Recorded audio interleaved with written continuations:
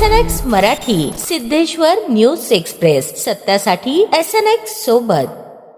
सावरकर जलतरण तलाव येथे आयोजित कार्यक्रमामध्ये सोलापूर शहरातील आंतरराष्ट्रीय, राष्ट्रीय व राज्यस्तरीय जलतरणपटू तसेच त्यांच्या पालकांनी सोलापूर महानगरपालिकेचे महापौर विनायक कोंडाली यांना निवेदन दिले.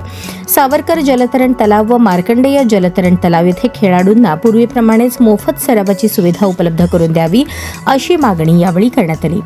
या कार्यक्रमात खेळाडू आणि त्यांच्या पालकांच्या वतीने महापौर विनायक कोंडाली यांचा सत्कार करण्यात आला. तसेच नगरसेविका रोहिणी तडवळकर, नगरसेवक अक्षय अंजिखाने, नगरसेवक ज्ञानेश्वर मॅकल, नगरसेवक मेघनाथ येमूल यांचाही सत्कार करण्यात आला. यावेळी खेळाडूंनी जलतरण तलावाच्या शुल्कामध्ये झालेल्या वाढीमुळे अनेक खेळाडूंना नियमित सराव करणे कठीण होत असल्याची भावना व्यक्त केली.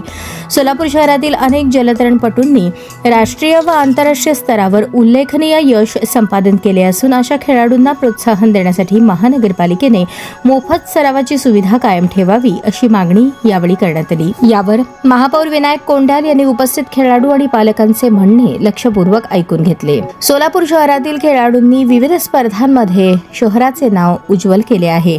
त्यामुळे अशा खेळाडूंना प्रोत्साहन देणे ही महानगरपालिकेची जबाबदारी आहे असे त्यांनी सांगितले.